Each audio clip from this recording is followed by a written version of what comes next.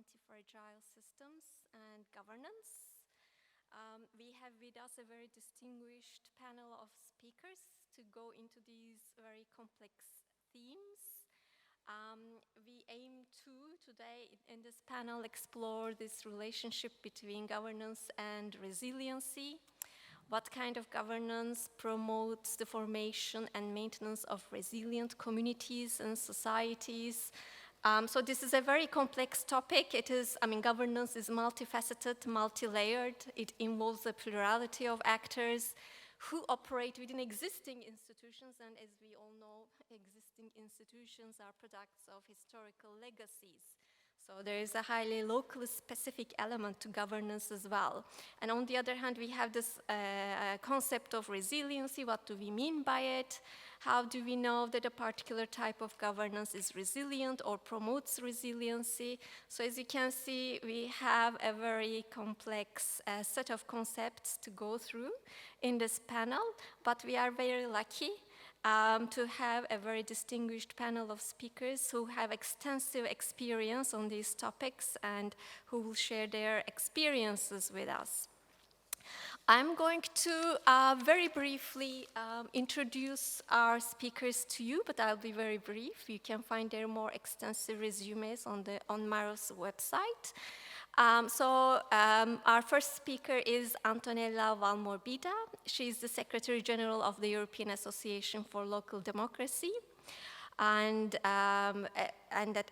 she oversees a network of 350 members composed of local authorities and civil society groups. And she has extensive experience in the promotion of local democracy, empowerment, and participation of civil society.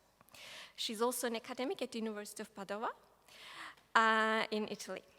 Our second speaker is Jordi Vaquer. He's the Secretary General of Metropolis, which is an international association of major metropolises across the world. It includes 140 members, comprised of city and metropolitan authorities. He was the former director of CIDOB, a major think tank on international affairs, and he has a PhD degree from the London School of Economics. Our third speaker is Savaş Zafer Şahin. He is a professor of urban and regional planning and the head of the School of Land Registry and Cadastre at Hacı Bayram Veli University in Ankara. Since 2019, he has been serving as the vice president of the Citizens' Assembly of Ankara. Aside from his many scientific publications, he is the recipient of numerous international awards on citizen participation. Last but not least, our fourth speaker, Stephan Visser, is a policy analyst in the Regional Development and Multi-Level Governance Division of the OECD Center for Entrepreneurship, SMEs, Regions and Cities. He has extensive experience on governance, strategic planning for local and regional development. Before his current work, he was involved in work by the UNDP and the Association of Netherlands Municipalities, where he worked on crisis management and sustainable development. So as you can see, our speakers are highly expert in matters relating to governance and various aspects to do with governance. So what we are going to do now is that each speaker is going to speak about these themes for about 10 to 12 minutes in the first round. And when the first round is over, we are going to open the floor to discussion. If you have questions, we'll be happy to take them. And we also, I think you have been informed about this. I have been informed just now, but apparently you can send your questions via a platform online, and those questions will apparently automatically appear in front of me. So that is another way of posing your questions if you want to, but otherwise feel free to speak up here as well. Okay, thank you. And welcome again. And now I'm going to giving the floor to our first speaker, Antonella Valmorbida.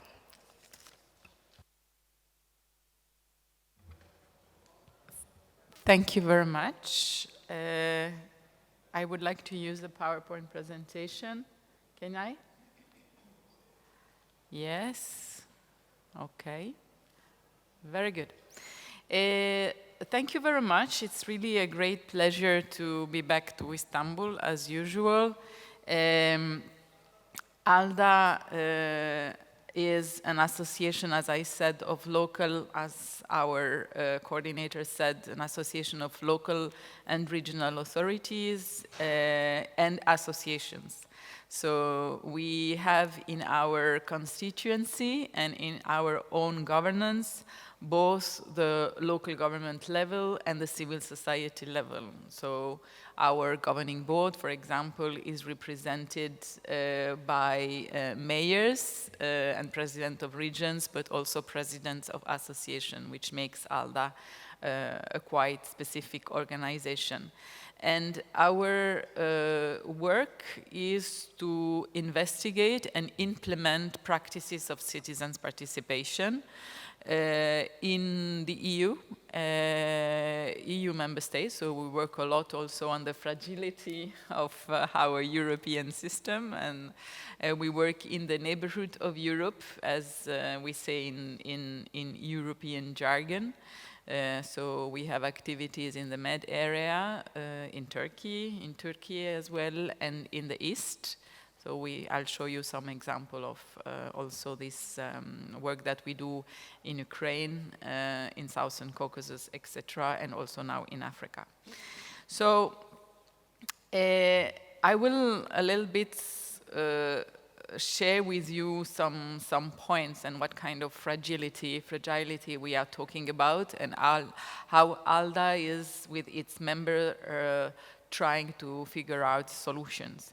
So I think that as a start, we can say that our experience is that local governments and local communities in general are the places of a very strong fragility and a place of a very strong power. They represent both of the aspects. This is the place, the local governments, the local governance, and the local communities. This is the place where de facto all the problems at some point land. Very quickly, this is the place where I would say the problem of the world land. This is why this is the place of the solution, and this is where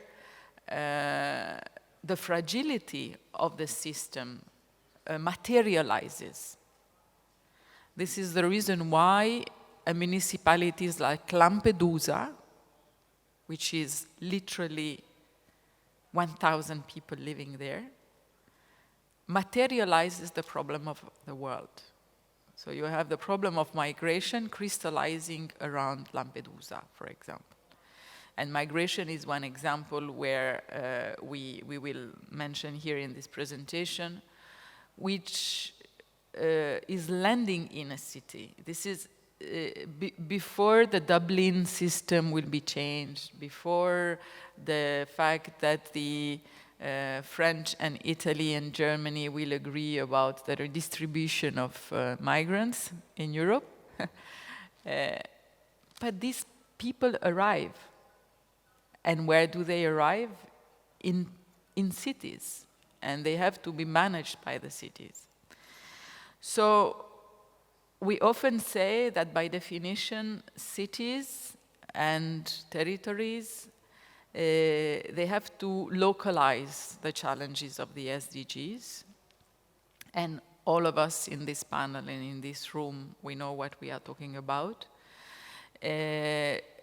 And we have to, but this is also a place of weakness, because cities are chronically understaffed, chronically under-financed, cities and regions as well, with big needs and with chronic problems to respond to these needs. So which kind of fragility are we talking about? And I think that here we have to mention that we are tackling multiple fragilities, so multiple crises. We say that we are living in a context of multiple crises. and that unfortunately we cannot go one by one, but we have to tackle them all together, which makes governance even more complex. And our poor cities even more in trouble. Because in most of the cases, I mean, we are living in a place which are here in Istanbul or living and staying these days, some of you are living here, represents this kind of complexity. So ahead of us and my constituency, our members, and wherever I go, there is this kind of complexity and fragility, the complexity of the climate change. I went to Georgia, Southern Caucasus 2 weeks ago. And one will say that they will tell you about Russia, yes, about the threat that they have on the top of their head. And all the mayors whom I met, they have been speaking about climate change challenges. None of them talked to me about the threats of the Russian migration, whether it's good or not. All of them told us there is an immense threat on climate change. They were suffering floodings, they were suffering problems with really this kind of elements. So for cities, as we see, this element also here in Turkey is immense. Challenges coming from environment. Of course, we have geopolitical threats which is impacting our lives. And here you see a work that we do in Mariupol. We had an office in Mariupol in Ukraine. We have a complexity of governance, including multi-level, including a problem of dialogue with citizens or threats in trust in the communities. We have demography issues. We have members from the south of Italy. 2 big regions are members of ALDA, and they are talking about the threats of demography. We are working in the Balkans, where there is a threat of democracy with people living. Here it's an example of one project that we have in the Balkans.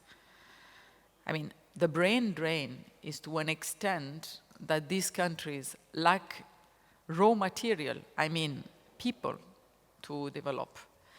The other elements which is also cross-cutting our activities is the question of migration. Of course, linked to the others, linked to climate change, linked to geopolitical threats, linked to complexity of governance, which is also including gender issues. So altogether, that represents the fragility of our system. And of course, we are here talking about how to empower our local communities for addressing the issues of localization of SDGs. There is a big issue concerning decentralization systems. In reality, what happens? The states are decentralizing problems but not solutions. They are decentralizing competencies but not resources. And that is even more strengthening the difficulties of our local communities and those who have to manage them. Another issue which is also something which is coming up from our members is the poor political management in decentralized areas. Poor in the sense not only for resources which are not getting there, and for a country like Turkey is a big issue. This is such a big country which is also has to deal with political management in decentralized areas. But also political parties are struggling to manage decentralized areas. So how is ALDA trying to contribute to this? And as our coordinator mentioned, our expertise is on citizens' participation. And what we say is that local communities benefit a lot from empowering both local governments and civil society to address all these challenges. So we give to our members, and I'm getting to the end of my presentation, we are empowering local governments and civil society to work together. And we let the ball roll. We can get a lot from practices of citizens' participation at the local level.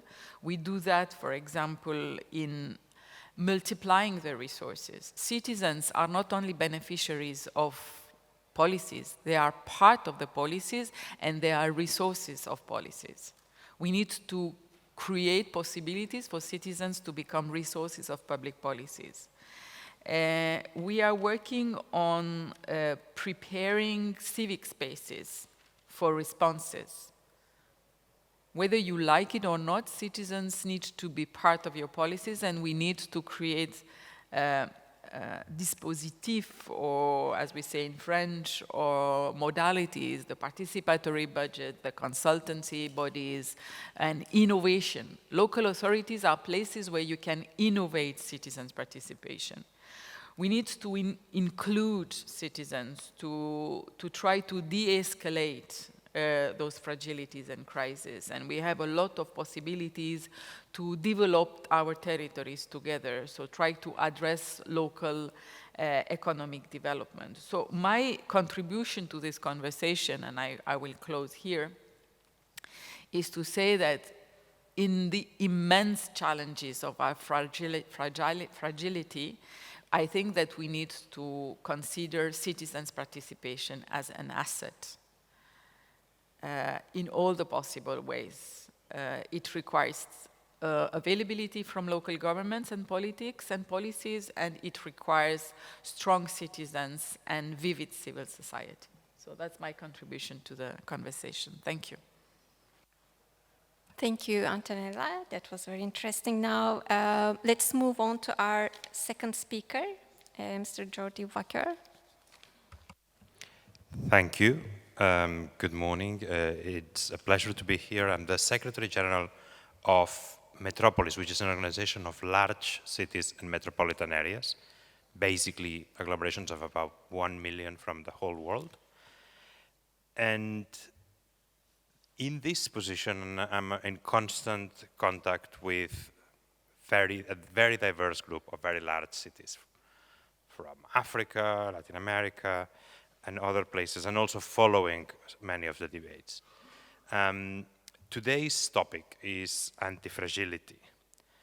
And the way I understand the difference between just a resilience framework and an anti-fragility one is that we're not just looking at the ability of cities to bounce back to the previous state when something happens, when a disaster happens, but indeed we're looking for ways to, A, build back better, so that the city after the shock is a better city, not just the same city it was before, and B, to use the shock to evolve and to improve and to be less fragile, right?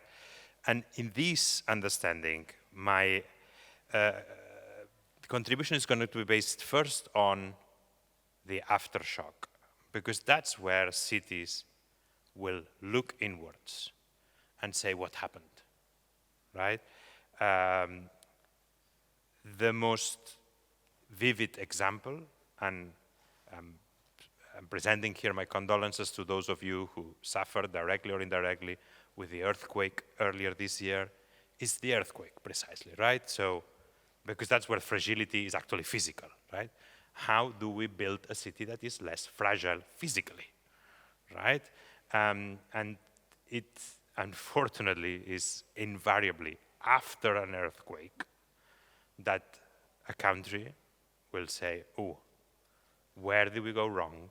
How do we stop this from happening again, right? And this is a very vivid image of what we're talking about with anti-fragility. So from this perspective, for example, I was, some of you may remember that in 2005, there were terrible floods in Maharashtra, in India, in Mumbai in particular. Over 1,000 people died. Maybe you don't remember anymore because this is becoming more frequent and more catastrophic. But the report that came out to analyze what had happened and how should the city think about this was very interesting. So this report, of course, talks about water management and water courses and hydrology and all these things, as you would imagine. But it also talks a lot about two elements which I find really important. One is the model of city itself, how the city was fragile because of the made-up, the tissue of the city itself. The fact that a lot of it wasn't planned. Mumbai is a city where very soon half the population will be living in what is commonly known as slums. It's not my term, it's the term that the report uses, right? Informal settlements. But also a lot was about governance. A surprising amount of the report is devoted to how is it that we were not ready for this from the governance point of view. Not just the physical and the rivers and the water courses, but a lack of vertical coordination, the state, the municipalities, the central government. And one of the conclusions is that the optimal scale to have addressed the threat of floods in Mumbai would have been the metropolitan level, which is the least institutionalized one. And that's very often the case. So the municipal level is very often too fragmentary. Regional and national is very often too far away. And the one that would be the most adequate is the one that is either non-existing or the least institutionalized, right? So one element of dealing with fragility is governance, and it's very important. There's also, other examples to use a different kind of crisis, water stress crisis, right? Famously, Cape Town has been through a terrible one. At the moment, for example, the Uruguayan capital, Montevideo, is going through one crisis. And it's interesting to see that it's only when this crisis hits that the cities realize, in the case of Montevideo, for example, that 50% of their water is lost through the bad state of their, of their whole system. It takes a crisis to realize this fragility, right? And another example of a different crisis is COVID-19, and through COVID-19, cities have learned a lot about their fragility, too much, too late, often, but that's unleashed a rethink of, for example, the role of care in the governance of cities. At Metropolis, we're very active on working to expand very good examples, mostly from Latin America, of putting caregivers at the center of local policies. Because usually what happens is that care is given mostly by women, mostly in their free time, mostly unpaid or very badly paid.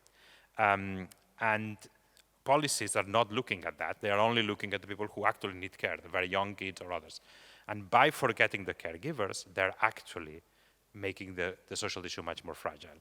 So, all of these learnings are about particular events. But what happens when crisis and emergency is not the exception, but it's becoming the new normal? You may have heard the term polycrisis or complex emergencies, which says cities are not just facing a flood or an earthquake or a pandemic. They're hit at the same time by interrelated crises. Climate refugees, climate impacts, cost of living crisis. Very often there's large arrivals of refugees and migrants. Housing, house pricing, and all these other crises at the same time. So how do you build anti-fragility, not against an event, but against systemic, constant crisis? And I'm going to end here with the three elements that talking to cities, hearing cities, seem very important. The first one is that cities tend to have a lack of practices and structures that distribute and share responsibility, accountability, and participation across vertical divides. And I'm not only talking local, regional, and national. I'm also talking the organizations working for, or as public institutions and the civil society, on the one hand, and Antonella was talking about this. And the other one is organizations working for the public good and organizations working for the private profit, right? there's unbalances there, which makes cities very fragile. So only if cities work to distribute responsibility, accountability, participation across these vertical divides will they be less fragile, will they be more resilient. Second way of addressing these complex emergencies, not just one-offs, is that cities need to engage a lot more on data analysis, trends assessment, scenario building, gaming, simulations. Constant anticipation is the hallmark of resilient and anti-fragile cities.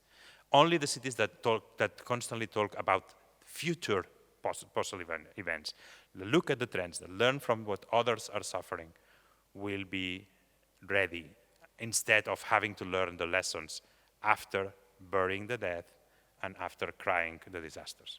And finally, last point, the third way in which cities are going to be less fragile is by institutionalizing experimentation and innovation. Just like with materials, the more rigid, the more fragile. The more flexible, the less fragile.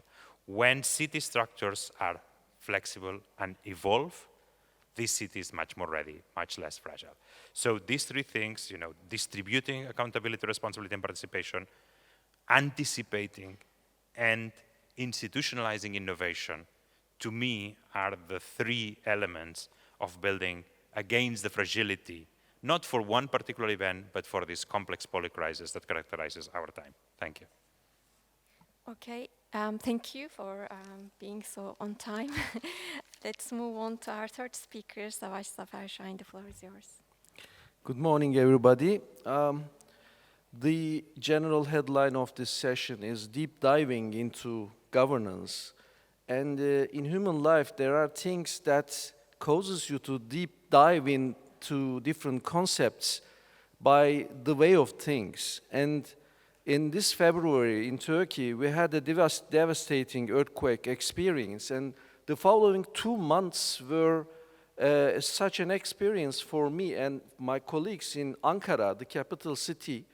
It changed my perspective on the concepts like governance. So to begin with, I would like to share some of that experience with showing you a video of what happened in Ankara just after the earthquake.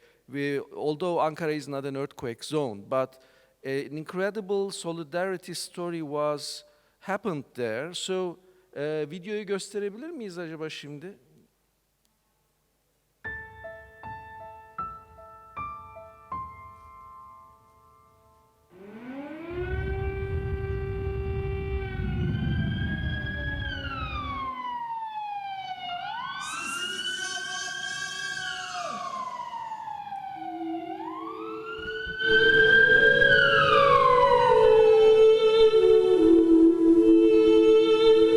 Yıkıldık. Yastayız. Acımız çok büyük.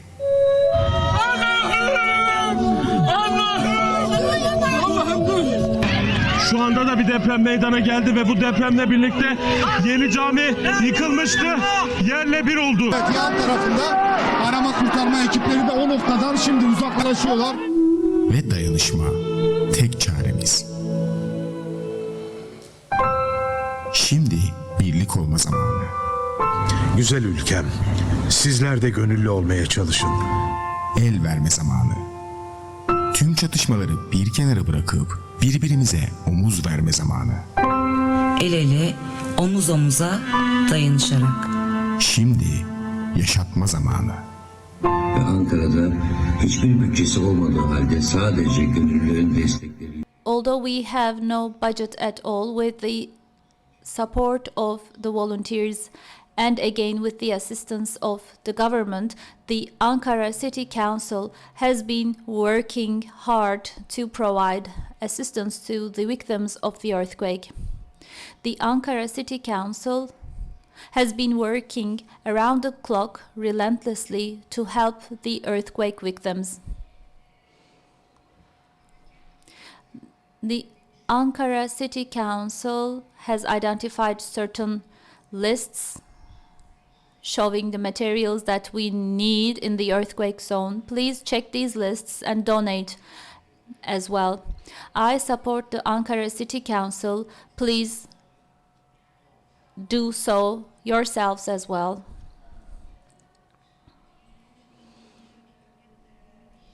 We are going to heal the wounds of the major disaster that hit our country together.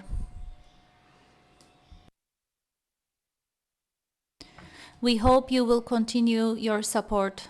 Yes, Ankara, it's time for solidarity.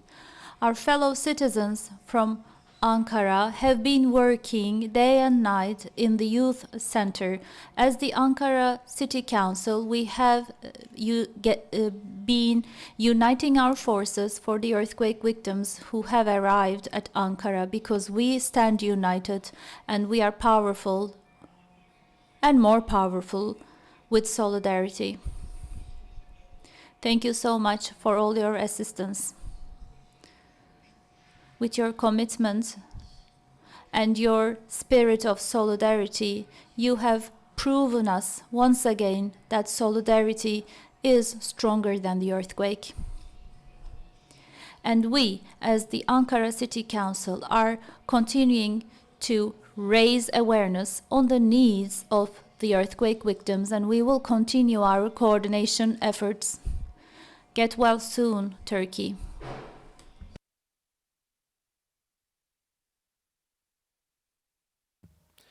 Yes, that was a devastating and most significant learning experience. I still feel those days. Yes, now it's this type of an experiment. Can I have the pointer?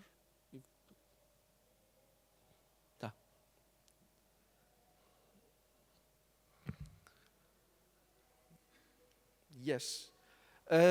These type of experiences causes us to question the very foundations of the concepts we use in our daily lives, such as governance.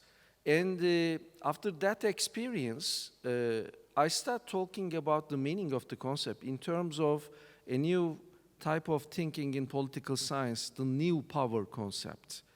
Because I believe when we talk about the concept of governance and the future of it, there are three elements we always use thinking about the concept. There is a repertoire of events, of concepts, of frameworks that defines our understanding of governance. And there is also a way of thinking that shapes our thinking of the concept of governance.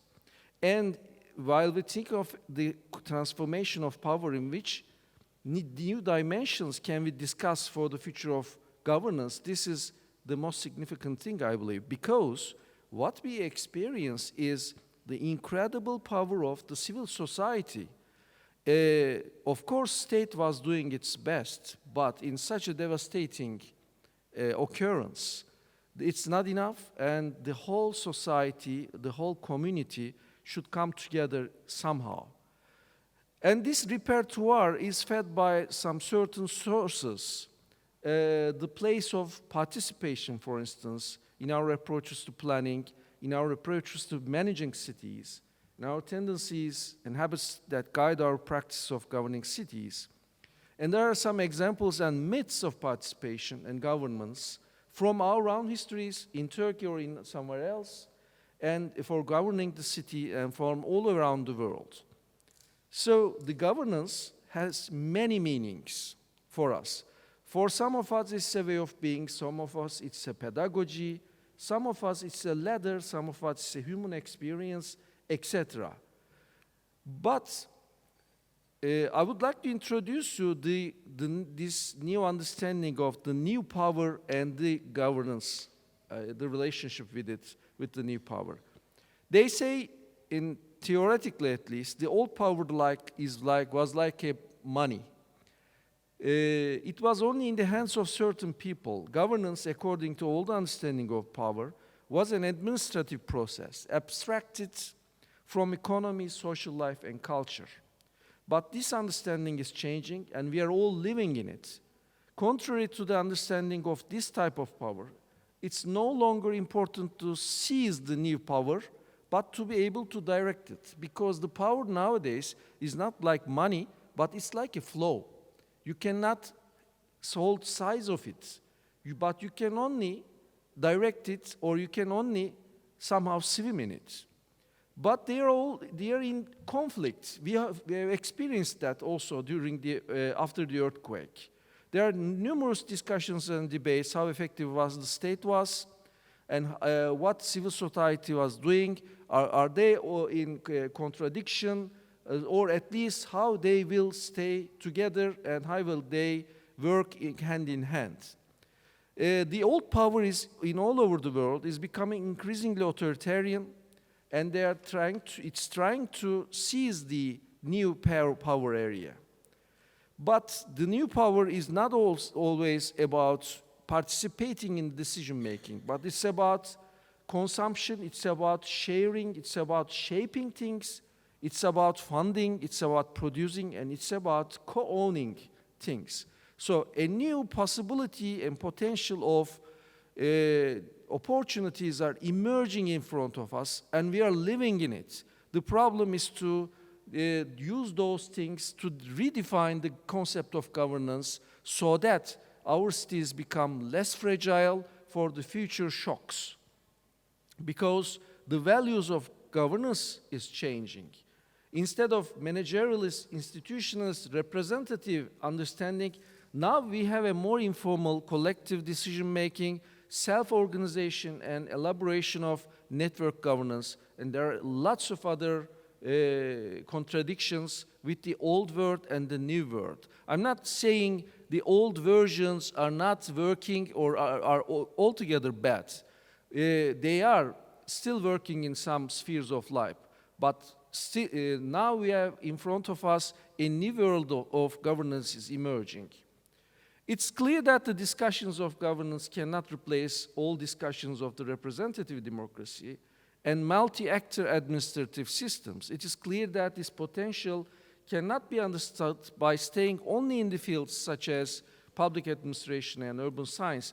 Interdisciplinary studies needed to be conducted in fields such as informatics, communication, public relations, sociology, and even psychology.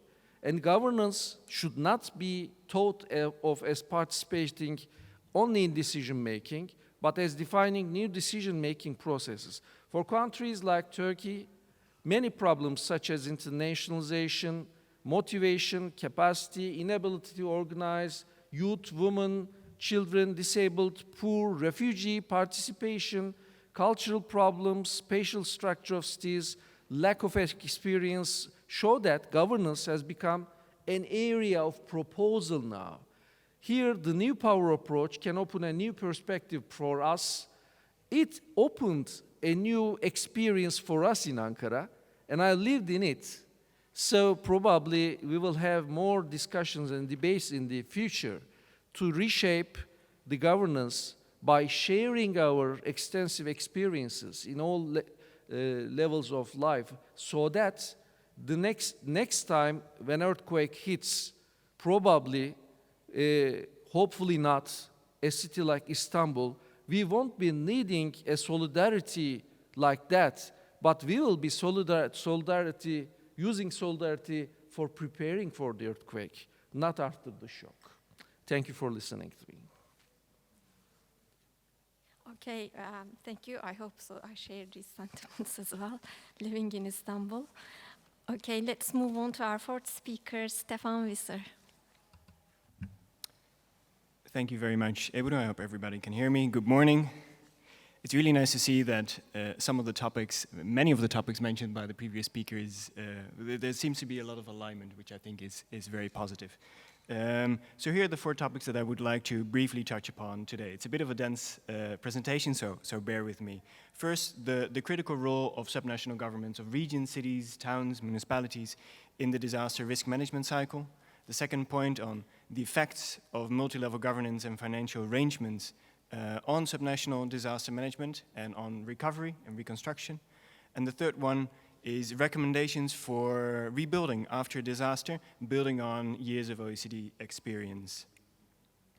So, as discussed previously already, countries, regions, and local governments are increasingly operating in what we call sort of a multi-risk environment. And over the past decades, we've seen that governments at all levels have been confronted with and had to respond to a wide range of shocks. So we're talking about pandemic, economic crises, conflicts, but they also include, obviously, weather-related disasters, which are becoming more and more frequent and more costly.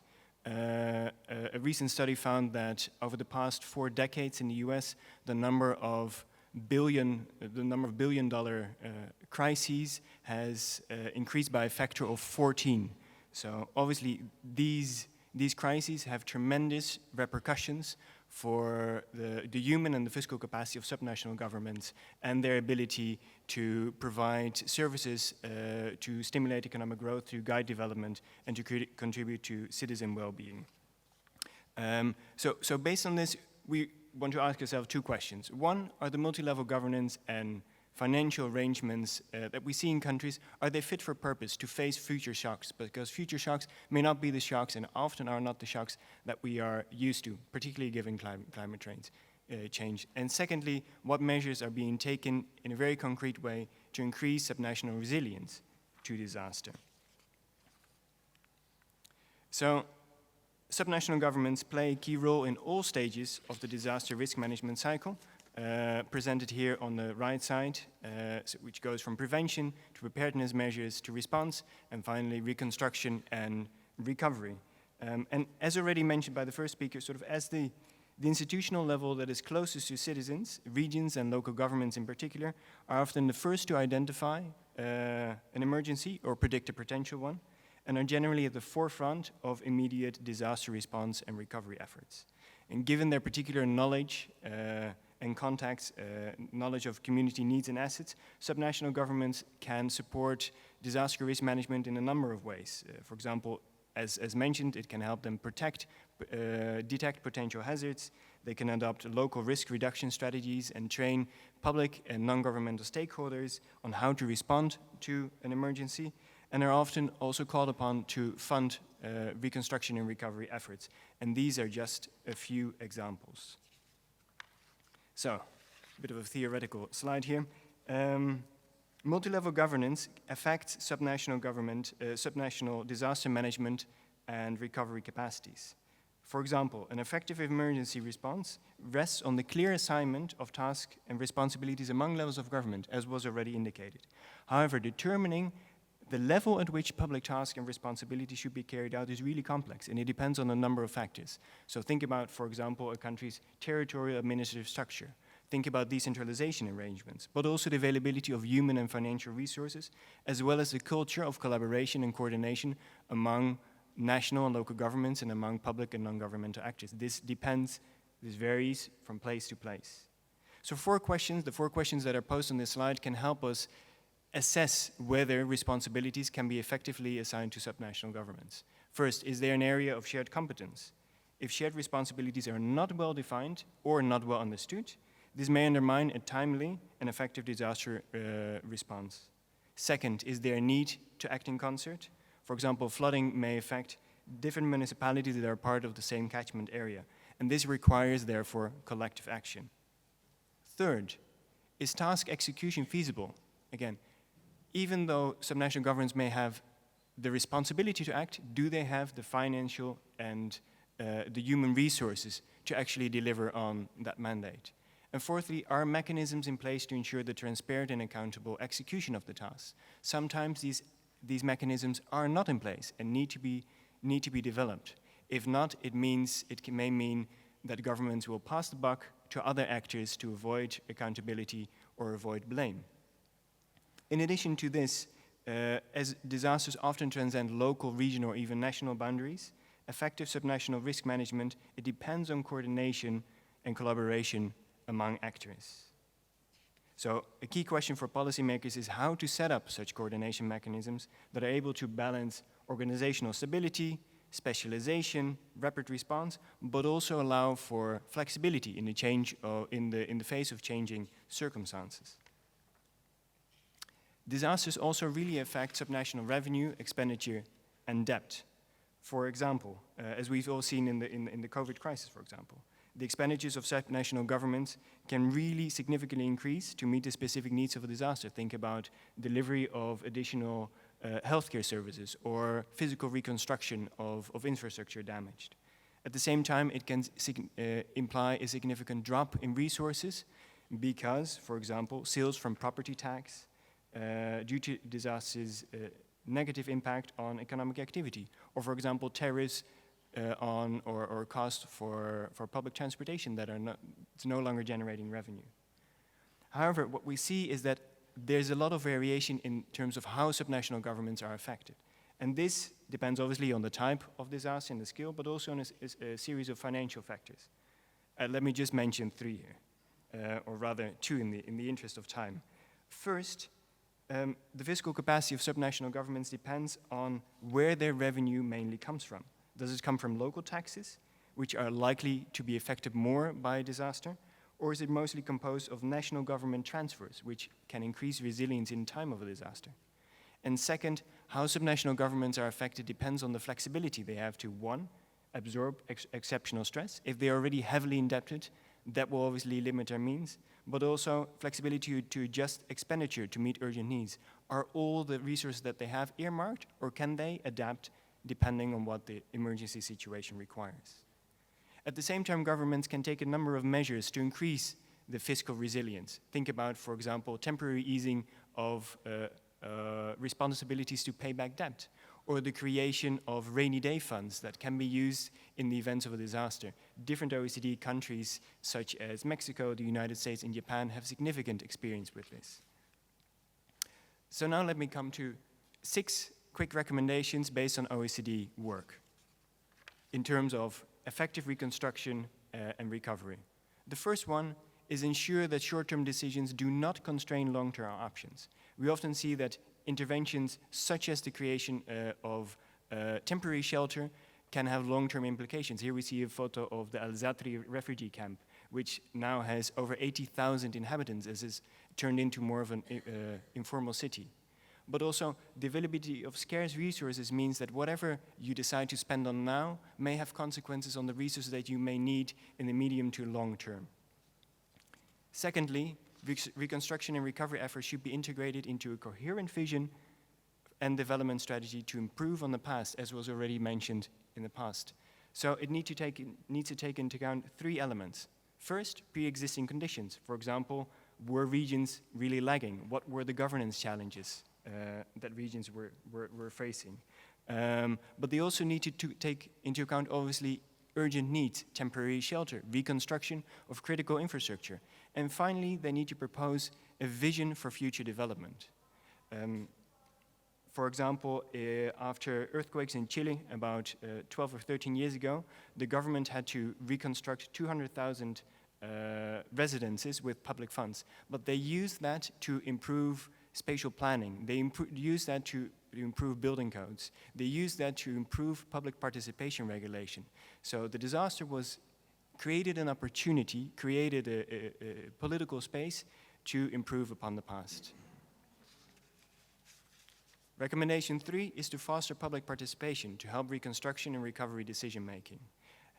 As we have often seen, the scale of the disaster means that the resources public authorities have available or can spend, particularly in the short term, are often not sufficient. This means that the participation and the involvement of civil society, of social economy actors, of academia is necessary. They can help define reconstruction needs. How do we want our destroyed cities to be built back just the way they were, or do we use it to perhaps address some underlying issues? And as said before, reconstruction initiatives can create space for increased public participation, for example, by making adjustments to legislation. Fourth, really important, oversight, ensure transparency and accountability mechanisms are in place. We often see that in a crisis situation, the risks of vested interest and corruption are exacerbated because, one, an inflow of reconstruction funds, 2, a pressure on governments to spend very swiftly, and 3, limited human resource capacities to absorb that. And often in the short term, accountability is not prioritized because of other urgent needs that need to be met. However, there are several examples that are in place, that have been tested, have been experimented, a topic that has been mentioned before, to incorporate transparency and oversight at an early age. For example, in Ukraine, there's a very innovative public procurement application, very transparent, that adds this level of accountability to the purchase of public goods and services for reconstruction. In Myanmar, there was a platform was created that tracks disaster and development funds, how they're spent, what they're spent on, in what territories. And then the last two recommendations. First one is good coordination and communication, which I mentioned before, can mitigate disaster management failures. So the risk of non-coordinated action in a disaster situation, as I mentioned, was to pass the buck to other levels of government. And in the face of disaster, coordination arrangements need to respond to different needs. For instance, there's often a demand for solid leadership, central direction, clearly defined responsibilities, and well-established chains of command through hierarchical structures. These are all arguments for a more top-down or centralized coordination. However, hierarchical structures often do not allow for bottom-up learning. They are not very flexible, so they may not always be as effective. At the same time, more decentralized or networked forms of cooperation and coordination in terms of disaster risk management can be useful to respond to complex crises that necessitate the engagement of a multitude of stakeholders. However, without the careful design and clear commitments from the involved stakeholders, flexible network arrangements might not be effective. An example from the Great East Japan earthquake, another 11 years or so ago, there were few coordination mechanisms in place to leverage the support that was offered by a wide range of non-governmental actors. And this undermined the effectiveness of their efforts. And then finally, I would just like to mention the need to build capacity to absorb and process reconstruction funding, and the necessity to invest, in particularly in the early stage, in skills that are particularly relevant for these two areas. So think about public procurement, think about transparency, think about public participation and dealing with donors.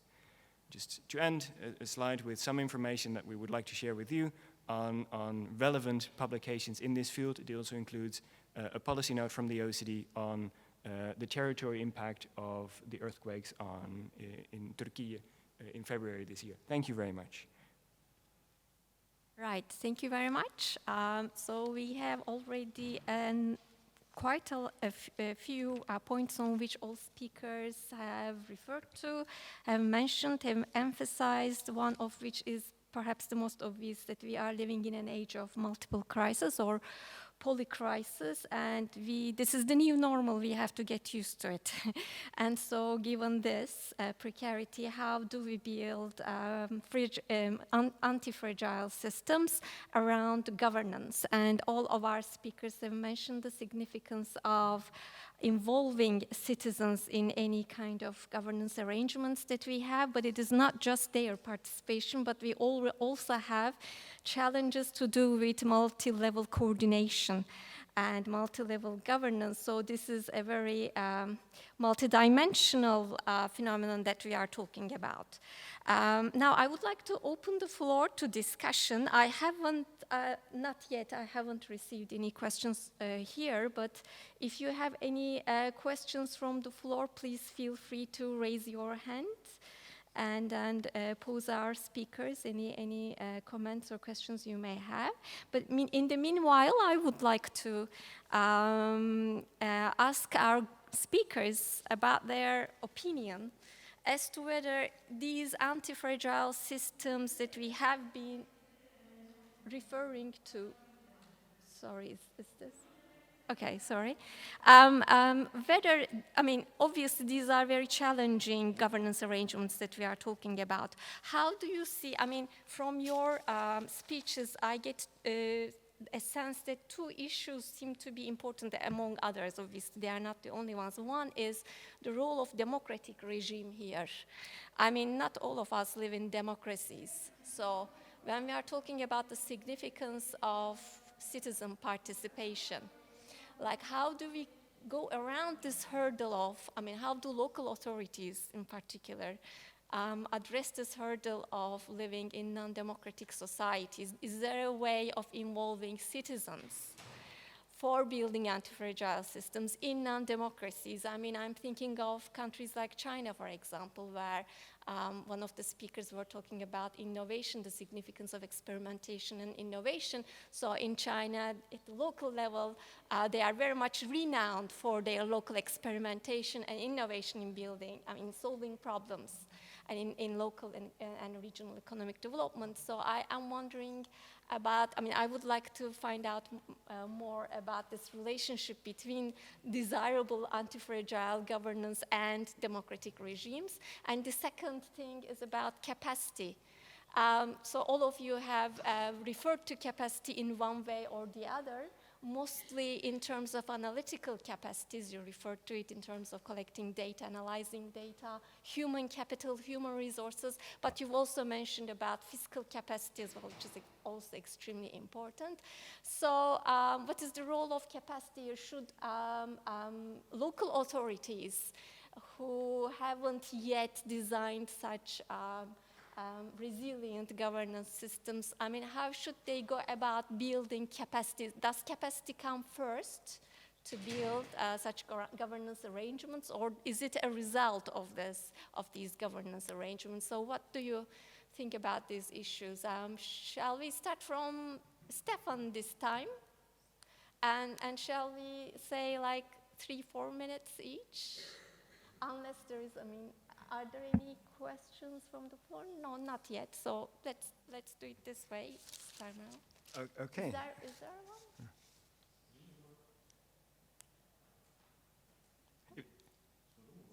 Yeah, please go ahead, but that also gives me time to think about my response.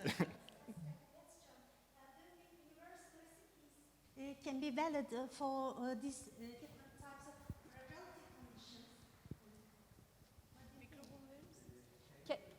Can you repeat it with the microphone, please, because I'm translating. Several international institutions provide different types of universal recipes. What extent all those recipes, all those universalized recipes can be valid for these fragile conditions, do you think, particularly in crisis conditions? Thank you very much. Any more questions? So let's have about 5 minutes. We have 3 questions. Yes. Okay, thank you so much for the question. I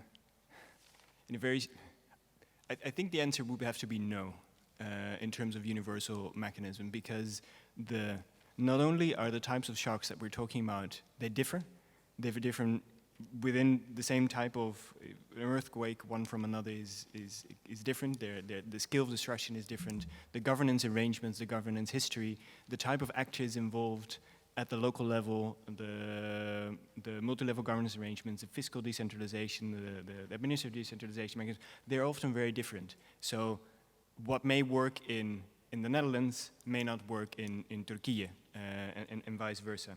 So I think we have to rather think about what are some critical questions to reflect upon, and what are some perhaps conditions that need to be met, but I don't think there's not a silver bullet here, unfortunately, which also emphasizes the importance of sort of coordination with stakeholders, to have all actors be part of thinking of how can we be better prepared and better respond to disaster.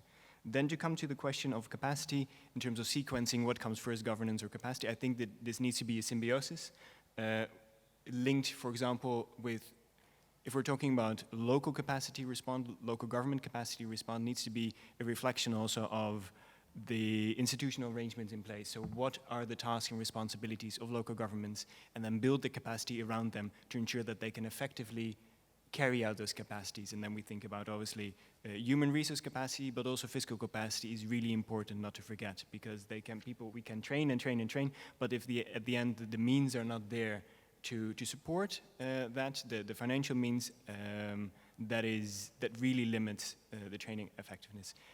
Then I think the importance of staying on the topic of capacity building, of peer-to-peer learning. Not necessarily learning from international experiences, but also facilitate within country learning.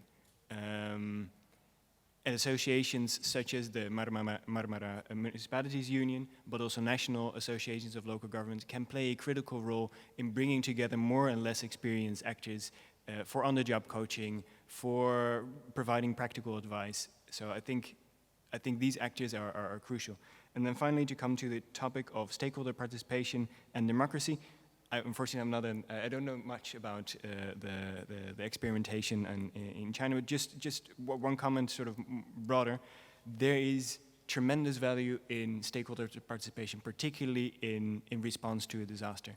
At the same time, we need to ensure that the stakeholder participation mechanisms really add value and are not done just for the sake of involving citizens. Because if that is done, then you risk disengaging citizens if they are asked to contribute, but then their contributions are not processed or not processed in a transparent way. That can create the risk of, well, the next time people were not going to participate. And also the need to ensure that the participation is representative. What we see in a lot of countries is that perhaps the people that have most time to dedicate on stakeholder consultation is not a representative share necessary of the population. So as national, regional, local governments go about planning stakeholder participation, they need to be really clear, what is the added value, what is the purpose, who do we need to involve, what methods do we use, and then how do we integrate that into the actual policy making. So there's definite value, and I really want to emphasize the importance of stakeholder participation, but we need to make sure that it is fit for purpose. And with that, I pass the floor back. Thank you, Ebru Hocam, for these interesting questions and Dilek. Actually, I believe these two different aspects are closely linked together, the non-democratic environments and what's its relationship with anti-fragility and capacity. Looking back into our experience with the earthquake in Turkey, actually, we can say that when you look at how prepared the state and the government agencies, on paper, at least, everything looks fine. There are plans, there are disaster plans, there are institutions, there are resources ready to be mobilized, etc., etc. But for two reasons, one is the scale of the disaster, the earthquake. The second one is writing down something on paper doesn't always mean that you are well prepared for something, for a disaster, for a catastrophic situation. And repeating down some generic words doesn't ensure that you can do what is necessary under pressure. So we saw that under these conditions, there are some really prepared people, but they're not under the government institutions. Although municipalities, government institutions does their best in the earthquake situation, but what was a real relief was the civil society and civic initiatives. Because when the democratic principle is shaken, what happens? The executive becomes very strong and very underlined. There's an elaboration of execution everywhere. Everybody wants executive powers. So there's so little left for the policy making, policy discussion, policy debate. I don't mean writing down the right policies. I see policy making as an interaction between the right stakeholders and creating a trust building process. If you don't have a trust building process, people don't trust under disaster situations. And if people don't trust each other, they question things under pressure. So it doesn't happen. Nothing happens when people are needed, resources are needed. So before the disasters, what is most important for capacity building? I believe we need to define and build a trust building process, bringing all different people together before the disaster or before the fragile times. When you bring people together, not for the sake of building an executive, not for the sake of building an institution, but just for building a resilient, sustainable city that will incredibly provide very significant opportunities. That was the case for us. Our organization is nowadays the widest possible democratic participatory organization in Turkey, with more than 2,000 representatives of different stakeholder institutions in Ankara. But not on paper, because we had, just before we have 4 years of interaction. So we have a trust building process. So when we heard that in the morning of the earthquake, we heard that there's a massive earthquake in Turkey, we didn't call anybody. They came by themselves. Everybody came, hundreds of people, thousands of people, and start asking, what can we do? And then they answered themselves. The young people start eliminating disinformation from the internet. They find the right calls. They start calling out people outside. So there it is. There is the capacity. So mobilizing the capacity is bounded by the trust, which is very valuable, very significant, I believe. If we have trust, we can open up also the meaningful space for the international support, I believe. What I see nowadays happening is that we, under the strong influence of that executive elaboration, a strong executive, there are very strong preferences made. Priorities are defined on centralized way. For instance, Turkey defined its priority as building as many houses as possible after the earthquake, which can be understandable. But when the international agencies are coming to Turkey, they have all different frameworks. Some of them would like to emphasize the gender equality, the other ones would like to emphasize inclusiveness, etc., etc. But there is a phase difference between the executive body and the international relief efforts. So we need to find a meaningful ground between those two by building a trust, but this trust cannot be built now. It needs a process, and that trust-building process is a multi-level thing. We need to build trust not only in the local level, but between local level and international level, between national level and international level.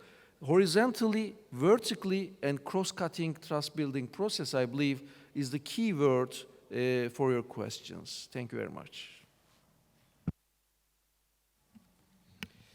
So first, I'd like to move a little bit from when the disaster hits to how do we make cities less fragile, not in terms of responding to disasters so that disasters don't happen or don't happen in such a scale. I think that would be my focus. And I must say to the questions, look, yes, participation is very important, and sometimes catastrophic events open the door. I'm thinking about Gdansk in Poland, which had catastrophic floods.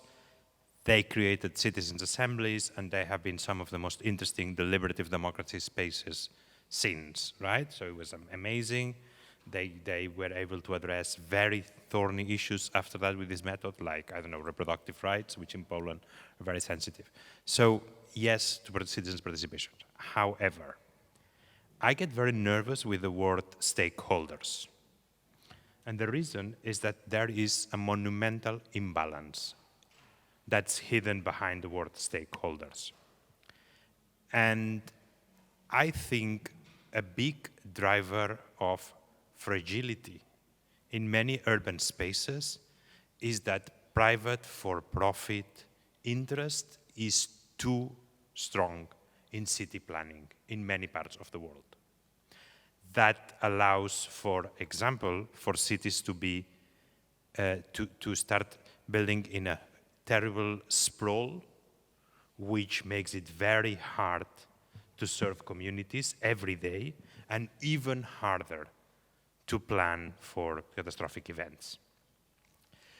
That is not an accident. That is not that just happens. There's very powerful economic interests linked to political interests that drive bad planning. Second, there has been a very deliberate attack on anything public, right? We see it now, for example, in the Argentinian election. Very strong attack on public capacities.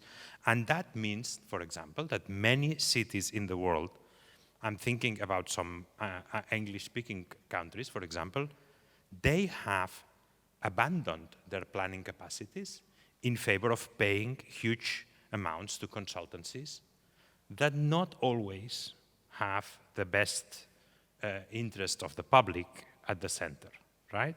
And so what we have is, for example, many cities in the world that have insufficient planning capacities because they outsource this. And this outsourcing has made them less able, less good at planning, and also at executing important infrastructure projects. Now, we see these where cities take 20 years to build an airport or spend 10 times more to build a tunnel and an overpass. We don't see these when this is about the invisible but super important structure that, for example, prevents flooding. But it happens equally, right? This inability is not by accident. It's because there has been an emptying of public capacities. Often, in this space of cities and local governments, we think about the funding issue as an issue between central government and local government. The central government basically should give more money or should assign a bigger part of the tax share to the local authorities. I tend to agree with this, but I believe very often when the funding base is so meager, that's not the point. The point is all public capacities are not enough to govern the current situation because there has been a constant erosion of the tax base in many countries for ideological reasons, right?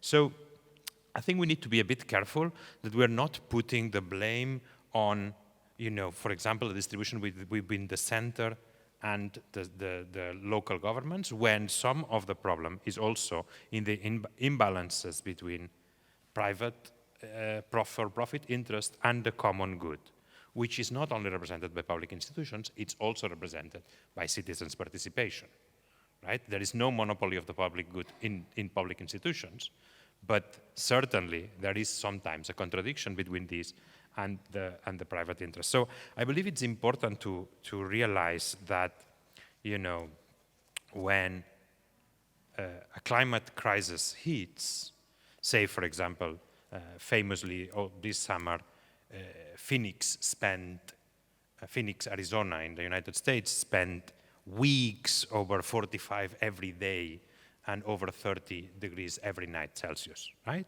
Which is hell, frankly. And the makeup of a city like Phoenix or others is not ideal for these conditions. And that's partly because of the way this city has been planned. So I think we need to address these issues of fragility with an eye on, public responsibility, better governance, more participation, but also with a clear eye of, are we in a time of polycrisis where the common goods are threatened by all the things we've been saying, climate change, population movement, and many other things? Are we addressing enough the imbalance between private interest and not? Is the concept of public-private partnerships born in the 80s still good now in the current conditions? Do we stick to that dogma, to that way of doing things that was born in very different conditions? Or do we need to rethink the balance between public interest and private interest at a time where the common good is very threatened by the polycrisis? And I believe it's not enough to keep redistributing the blame and the competences inside the governmental institutions or even between civil society and governmental institutions. I think also private for-profit needs to be questioned and also needs to play a different role. And what cannot be is that in the middle, for example, of an energy crisis, energy companies report profits that are at record levels, right? There is an imbalance here. And we can sit idly and blame, why did the region not tell the city this and that? Or we can also bring private for-profit companies into accountability. Thank you.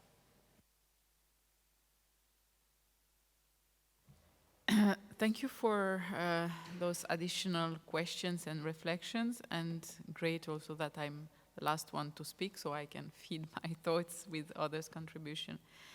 How do we handle this kind of responses in non-democratic states? My answer would be that indeed local level often offers a space, which is this pragmatic space. So as we heard from the situation in Turkey after the earthquake, at the local level, there is always a pragmatic approach, even in difficult situations. So also in countries where there is no democracy or democracy is at stake, this pragmatism offers space for cooperation, because we have to do something. That brings me, for example, the example of something that we have been testimony in Libya, for example, where there is an odd situation, to say the least. But at least at the local level, there has been local elected mayors where there is no democracy at the national level, and they were able to generate some answers. So the local level and this pragmatic approach gives space for joint cooperation also in non-democratic situations. There is also often less polarization, which is blocking the political level at the national level. So this local approach and this pragmatic approach where we say, okay, we have to do something, it's also offering space for innovation. And ALDA is bringing this thing as well. So we are also developing a strategy which is called territorial approach to local development, territorial approach to addressing challenges at the local level, where also in non-democratic spaces we are able to generate dialogue, solutions, respect to challenges. Now, when it comes to capacities, I think that here somehow, let me introduce also the distinguo between big cities and the rest. So Jordi works with million-plus cities. I work with other environments. So the capacity, let's say frankly, is very, very, very low. And we are talking about a big number of places in the world which do not have 1 million inhabitants and which are also impacted by multiple crises. And their capacity, as I said, is low to address financially, to have planning. So all what we see in these fantastic slides, this is not their reality. They don't have capacities of planning. They have very little capacity. Very often, Jordi, it's not only money. It's basically people. So there are good examples, though. And maybe we can learn from these good examples.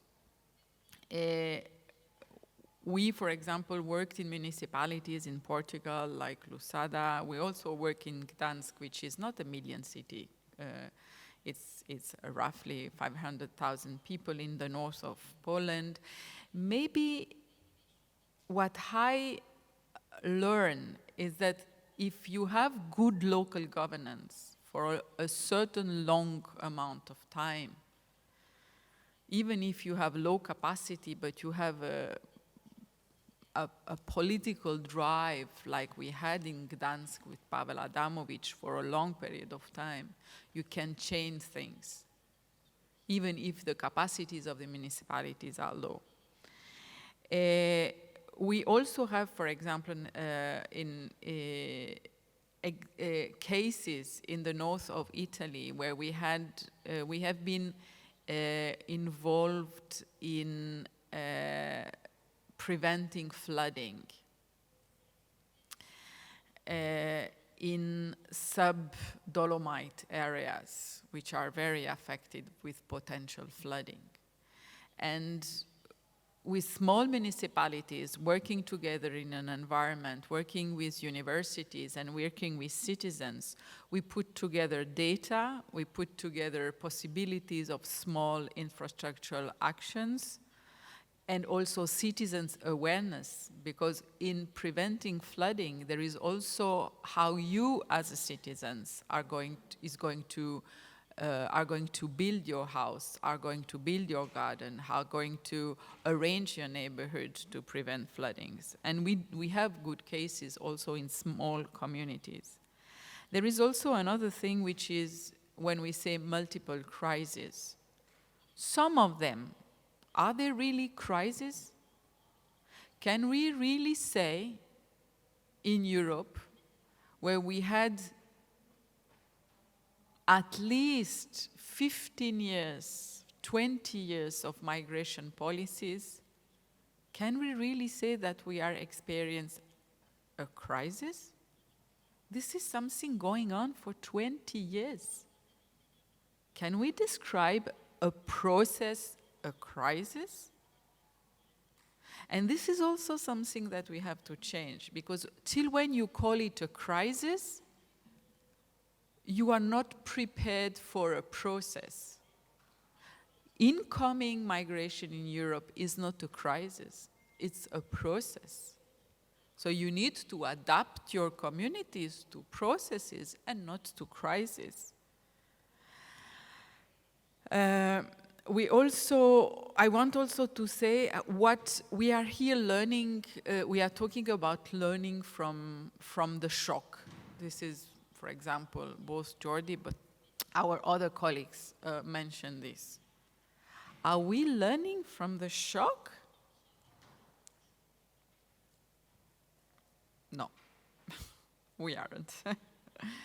So in most of the cases, we are, especially for smaller places. I had an event organized by ALDA 2 weeks ago, where we debated with other 20 municipalities in Europe, what did we learn from the COVID? Yeah. Conclusion? Nothing. Nothing. Because we were not able to capitalize what we learn from this experience. First of all, the COVID, we tend to cancel. Those 2 years have not existed. Yeah. What did we learn in terms of governance? Very little. We were not able to capitalize the problem of the health system, not able to capitalize what happened to our kids, what the impact has been on the young populations, etc., etc. So we are very poor learning communities. We should definitely do that more, but we are very far from it. So if there is a recommendation, is really to be able to learn more from this shock. We should do that, but currently I think that there is a very, very low capacity to do this. Also because we are rushing to the next one, to the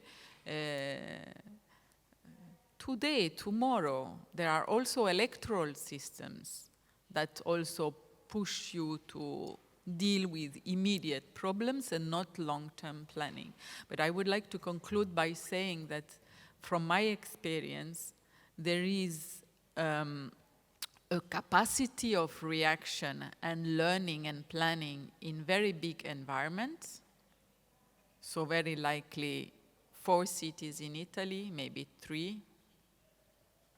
But here in Turkey, everything is very big, so you have big things. But the rest is there is a very low capacities of reactions in rural areas, in middle-sized cities, I would say. Right, thank you very much to all the speakers. I think you have opened up even further discussion. We could go on for much longer, but let's get, in the limited time that we are left, I think there is one question on the floor. If you could speak to the microphone, please. Thank you. I'm MARUF23. I'm for 3 years, I have been working for Istanbul Metropolitan Municipality, and for 10 years, I have been working in the field of social enterprise in Turkey, and I am speaking as a leader of a team that has received some awards about urban inclusive cities. And I'm also currently writing a thesis at Ozyegin University on the relationship between inclusive approaches and governance. And I want to actually, I want to focus some point, and I want to give some information about current process on the disaster side, earthquake side, and some information also.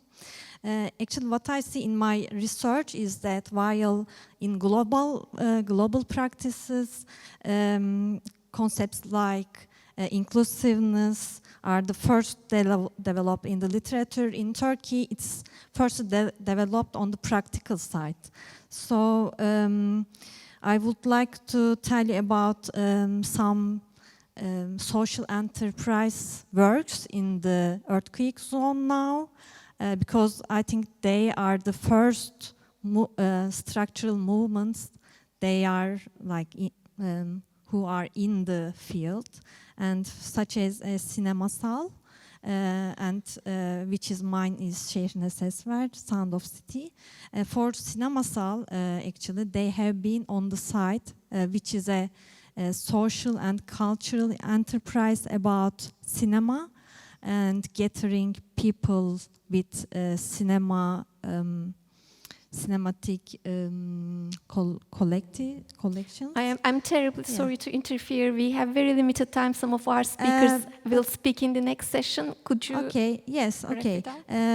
Actually, what we see there, people, especially children, needs a gathering space, not a tent or not a kind of like lots of little houses. So and also I'm on the parallel side of with the speakers that as long as we cannot examine the process by talking about only the crisis and the shock, we cannot see any of this kind of like learning part, because there are lots of social enterprises now in the field, but like I'm not sure they can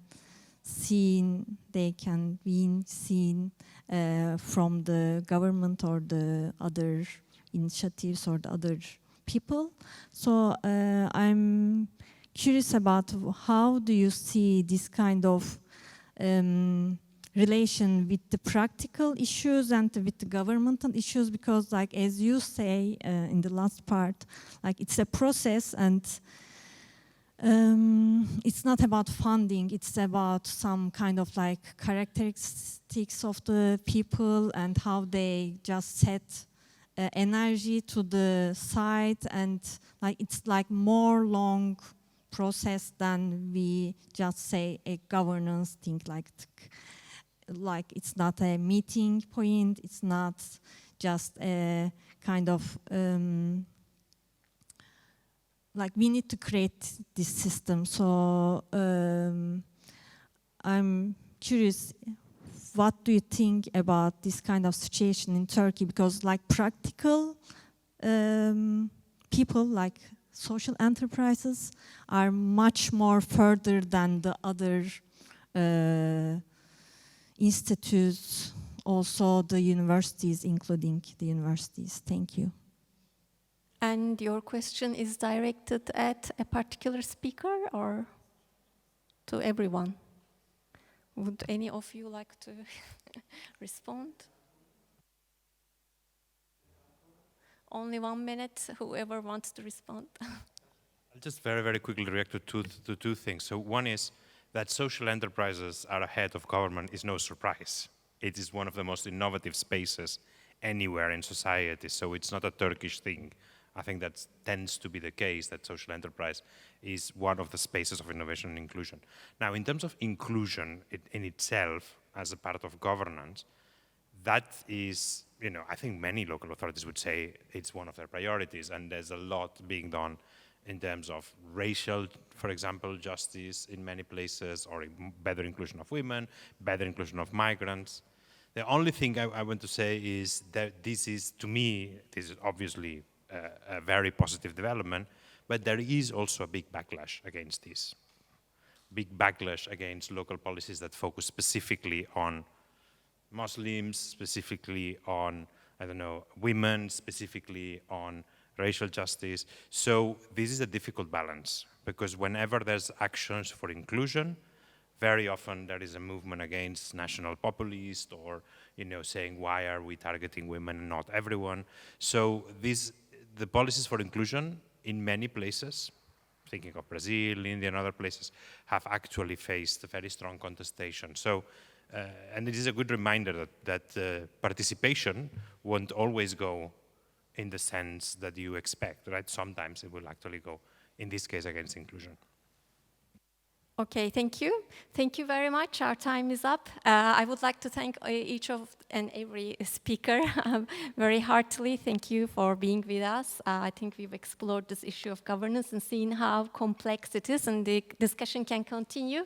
And thank you to all the audience for being here, and hope to see you in another event. Bye.